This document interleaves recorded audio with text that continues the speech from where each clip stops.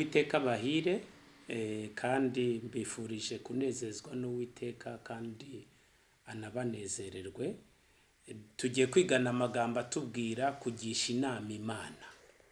Kugisha inama Imana. Reka tubanze dusenge. Mwami Imana yacu, turagushimiye turaguhimbaje kuri Imana y'urukundo, Imana y'imbabazi. Tugushimiye yuko watanze umwana wawe Yesu ukunda kugira ngo adupfire, maze umwizera wese atarimbuka ahubwo ahabwa ubugingo buhoraho. Reka rero tubane n'abagukunda bose n'abatarakumenya, natwe abifuza kubira mu byawe kugira ngo tuzaboneke mu banesha. Turabigusabye kugira ngo twese hamwe ukomeze kuduha ubuntu bwawe, umwuka wawe wera akomeze kuba muri twebwe, aduteresha intambwe, bityo utere 99 dusanga. Ngaho rero bana natwe muri iki kigwa tugiye kugirana, kugira ngo twungurane ibitekerezo ku kugisha inama n'iby'agaciro. Rero turakwigize kuko uri igisubizo cy'ibibazo byacu. Buri muntu wese ufite ibibazo umubera igisubizo. Ngatubere byose kuva dutangiye kugeza dushoje, byose tubisabye twizeye izina rya Yesu. Urakoze, amen. Tugiye gusoma ikigwa cyacu kugisha inama Imana mu rwambere rwo ku Ngoma, igice cya 14, abariho duhera ku murongo wa 14. Hari kutubwira ngo Dawidi yongera kugisha Imana inama. Imana iramubwira iti, we gutabara ubakurikiye, ahubwo ubace rubete ubarasukireho ahateganye n'ishyamba ry'imitunguru. Nuko niwumva ikiriri kirangira hejuru y'ubushorishori bw'imitunguru, uhereko utabare, kuko Imana iri bube igutabariye imbere kunesha ingabo z'Abafilisitiya. Nuko Dawidi abigenza uko Imana yamutegetse, batsinda ingabo z'Abafilisitiya uhereye i Gibeyoni ukageza i Gezeri. Maze inkuru ya Dawidi yamamara mu bihugu byose. Uwiteka atuma amahanga yose amutinya. Imana itugirire neza. Bavandimwe, kugisha Imana inama, ikintu cyose ugiye gukora ukabanza kukigisha inama Uwiteka, ni iby'agaciro cyane. Reka rero dusabirane kugira ngo twese, buri muntu wese icyo akora abanze kugisha inama Imana. Ni iby'agaciro cyane. Dawidi yongera kugisha Imana inama. Urukumva byari akamenyero ka Dawidi kugisha inama Imana. Ese njyewe nawe tujya tugisha inama Imana? Imana itugirire neza kugira ngo idushoboze mu byo dukora byose, mu byo dutekereza byose gukora, tujye tuvuga ngo Imana nibishaka nzakora ntya, uzakora utya, kugira ngo byose bishyigikirwe n'Uwiteka, byose biherwe umugisha. Uwiteka abiduheremo umugisha kubwo kumugisha inama. Reka dusome Yosuwa, twumve ukuntu hatubwira amagambo ariyo, ari kutubwira ibya Yosuwa, uko nawe yagishije Imana inama. Burya kugisha inama Imana ni iby'agaciro. Yosuwa igice cya 9 umurongo wa 3. Igice cya 9 umurongo wa 3. Reka twumve Yosuwa uko yabigenjeje. Ariko Abagebeyone bumvise ibyo Yosuwa yakoze i Yeriko no kuri Ayi, bahimba ubwenge, baragenda bihindura intumva, bajyana amasaho ashaje ku ndogobe zabo, n'imvumva za vino zishaje ziteye ibiremo zibaririye. bambaye inkweto mu birenge zishaje ziteye indomo n'imyenda ishaje y'ubushwambagara, kandi imitsima yose y'impamba yari yaragwengeye iguye uruhumbu. Barahaguruka basanga Yosuwa n'Abisirayeli mu ngando y'i Giligari, barababwira bati turaturuka mu gihugu cya kure, nuko mudusezeranye isezerano.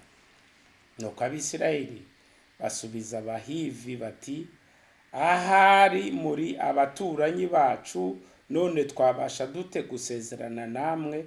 Babwira Yosuwa bati turi abagaragu bawe. Yosuwa arababaza ati muri bwoko ki, muturuka he? Baramusubiza bati twebwe abagaragu bawe turaturuka mu gihugu cya kure, twazanywe ino n'izina ry'Uwiteka Imana yawe, kuko twumvise kwamamara kwayo n'ibyo yakoze muri Egiputa byose, n'ibyo yakoreye abami babiri b'Abamori bo hakurya ya Yorodani, Sihoni umwami w'Heshiboni na Ogi umwami w'Ibashani wari muri Ashitoreti. Nuko abakuru bacu n'abari mu gihugu cyacu bose baratubwira bati nimujyane impamba y'urugendo mujye kubasanganira, mubabwire muti turi abagaragu banyu, none mudusezeranye isezerano. Kandi iyi mitsima yacu twayihambiriye mu mazu y'iwacu igishyushye, umunsi duhaguruka tukaza kubareba, none yaragwengeye iguye uruhumbu. Kandi n'izi mvumba twujuje vino zikirishya, none dore ziratobaguritse, imyambaro n'inkweto bidusaziyeho kubw'urugendo rurerure cyane. Abisirayeli bemezwa n'ibyo kurya byabo batabishobanuje Uwiteka. Nuko Yosuwa asezerana nabo isezerano ry'amahoro no kutazabica, n'abatware b'iteraniro barabarahira. Nuko iminsi 3 ishize bamaze gusezerana nabo, bumva ko ari abaturanyi babo kandi ko batuye hafi yabo. Bavandimwe, kutagisha inama Imana. Yosuwa yari umuntu ugisha inama Imana, ariko murebe ahubutse atabanjije kugisha inama Imana, ataba abantu Uwiteka we dusezerane n'abisezerano. Ariko yarahagurutse agirana nabo amasezerano, kandi ari abaturanyi babo, nabo bakoze imitwe myinshi cyane. Bavandimwe, ndi kugira ngo ikintu cyose uzajya uhura nacyo mu buzima bwawe, byaba ari ibibazo bitandukanye, banza ugisha inama Imana. Tubanze tugisha inama Imana. Reka dusome Yosuwa igice cya 6 umurongo wa mbere, aba ari we duheraho, twumve ibyo tubwirwa uko Yosuwa yagishije Imana inama. Ariko kiriya gice cya 9 byari byamucitse, yibagirwa, yanga, areka kubanza kugisha inama Imana. Asezerana n'abantu b'abaturanyi be batetse imitwe. Niyo mpamvu Uwiteka atubwira mu Byahishuwe igice cya 3 ku itorero Laodikiya, atubwira muze tujye inama, ni ko Uwiteka avuga. Muze tujye inama, ni ko Uwiteka avuga. Urashaka kujya inama n'Uwiteka? Mungureho izahabu yatunganirijwe mu ruganda, imyambaro yera yo gukiranuka, n'umuti wo gusiga ku maso. Ndetse Uwiteka ahagaze ku rugi arakomangira buri muntu wese uzamwemerera ushaka kumugisha inama. Arahagaze ku rugi arakomanga, kugira ngo niwemera ugakingura urugi rwawe, yinjire musangire. muze tujye inama, niko Uwiteka avuga. Muvandimwe, araguhamagara, nanjye arampamagara, umunyabyaha, ngo ngwino tujye inama, niko Uwiteka avuga. Naho ibyaha byanyu byatukura tukutuku, arabihindura bise nk'ubwoya bw'intama bwera. Reka dusome iki gice, kugisha inama Imana. Twumve uko atubwira kugisha Imana inama. Imana ibwira Yosuwa uburyo bazazenguruka Yeriko. Urumva ukuntu Imana ibwira Yosuwa uburyo bazazenguruka Yeriko. Byari ibintu kugisha inama Imana, bavandimwe, ni iby'agaciro. Ese ngewe nawe tugisha inama Imana? Imana niyo kwizerwa, nta kintu itadukorera, iraduha n'ibyo dusabye byose. Aha rero Imana ibwira Yosuwa uburyo bazazenguruka Yeriko. Aha hantu ni ukwibukiranya, kuko ni uguhugurana, kuko ndabizi mwese muri abasomyi b'ijambo ry'Imana, ariko ibintu ko umuntu ahora bivuga birongera bikaba bishyashya, Imana ikaduteresha intambwe. Reka dusome ku murongo wa mbere.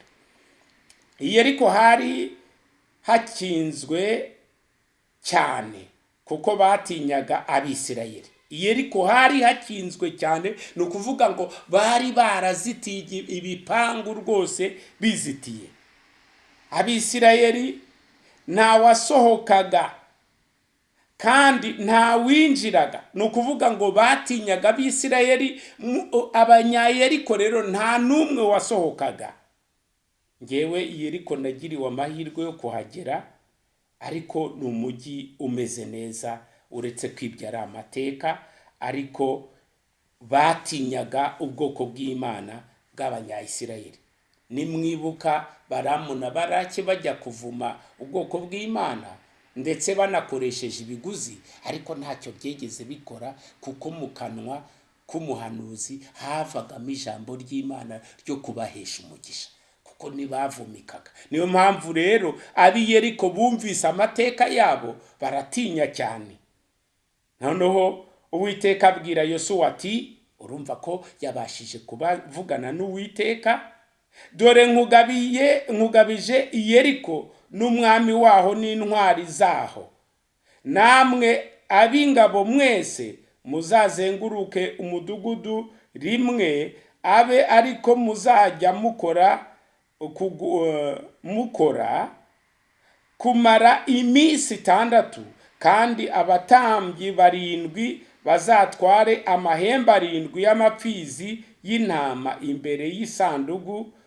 Ku munsi wa 7 muzazenguruke umudugudu 7, maze abatambyi bavuze amahembe navuga cyane, muzumva amajwi yayo.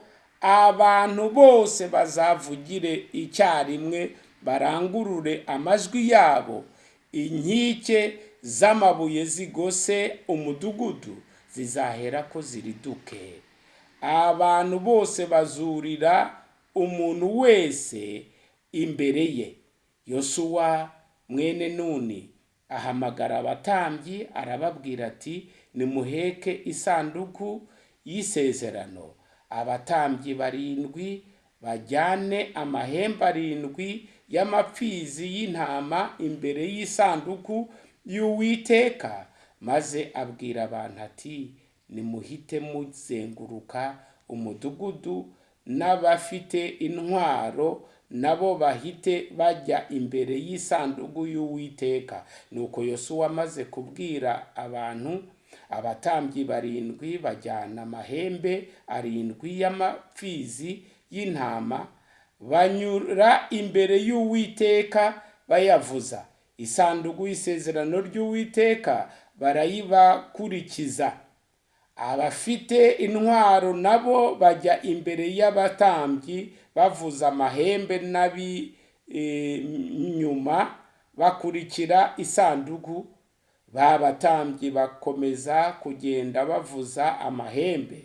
Yosuwa ategeka abantu, arababwira ati, ntimuzasakuze cyane ngo ijwi ryanyu ryumvikane, ntihakagire ijambo riva mu kanwa kanyu kugeza umunsi nzababwirira nti nimurangurure amajwi, muzahere ko muvuge. Nuko azengurukana isanduku y'Uwiteka umudugudu rimwe rimwe, basubira mu mahema yabo bararamo. Nuko Yosuwa azinduka mu gitondo kare, abatambyi baheka isanduku y'Uwiteka, n'abatambyi 7 bajyana amahembe 7 y'amapfizi y'intama bajya imbere y'isanduku isanduku y'Uwiteka, bakomeza bajya imbere, ab'inyuma bakurikira isanduku y'Uwiteka bagenda bavuza amahembe. Ku munsi wa kabiri bazenguruka umudugudu rimwe, basubira mu mahema yabo, bagenza batyo iminsi 6. Ku munsi wa karindwi bazinduka kare mu museke, bazenguruka umudugudu nk'uko bajyaga bagenza muri iyo minsi 6. Ariko kuri uwo munsi ho bazengurukana umudugudu 7. Bagejeje ku nshuro ya 7, abatambyi bakivuza amahembe, Yosuwa abwira abantu ati, nimutere amajwi hejuru, kuko Uwiteka bahaye umudugudu, kandi umudugudu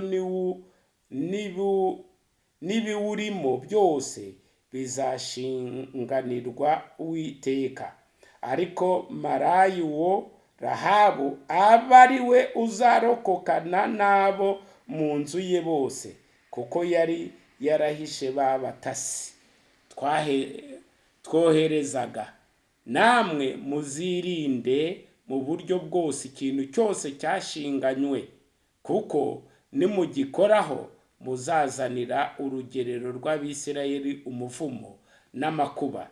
Ariko ifeza yose n'izahabu n'ibintu by'imiringa n'iby'icyuma byose byerejwe Uwiteka bizajye mu bubiko bwe. Imana itugirire neza. Aha rero mwumvishe ko Yosuwa yashize n'Abisirayeli bashyize mu bikorwa iby'Imana yabagiriyeho inama. Ese muvandimwe wanjye, ujya ugisha inama Imana? Uwiteka araduhamagarira kujya inama nawe. Muvandimwe, ibihe turimo mushiki wanjye, birasaba yuko tugisha inama Imana mu buzima bwacu bwa buri munsi, igihe cyose. Inkike z'i Yeriko rero ziriduka bakiza Rahabu. Burya njya nkunda kubwira abantu tuganira ku ijambo ry'Imana mu buzima bwa buri munsi, nta gucira umuntu urubanza. Uwo murimo si uwanjye, si uwawe, kubera ko Rahabu uyu nguyu wumvise ko babivuga ko yari maraya, ariko yakoze ibitangaza, ahisha abatasi, nabo bamusezeranya we n'umuryango we ko nta n'umwe uzicwa. Kandi nimureba neza muzasanga mu Baheburayo igice cya 11 mu ntwari zo kwizera Rahabu nawe arimo.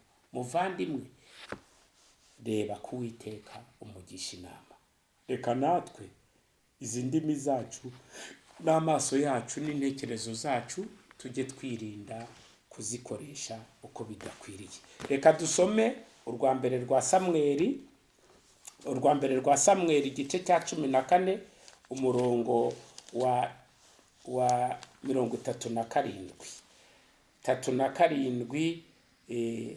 14 umurongo wa 37 twumve. Sawuli agisha Imana inama ati, mbese nkurikire Abafilisitiya? Urabatanga mu maboko y'Abisirayeli? Ariko uwo munsi ntiyamusubiza.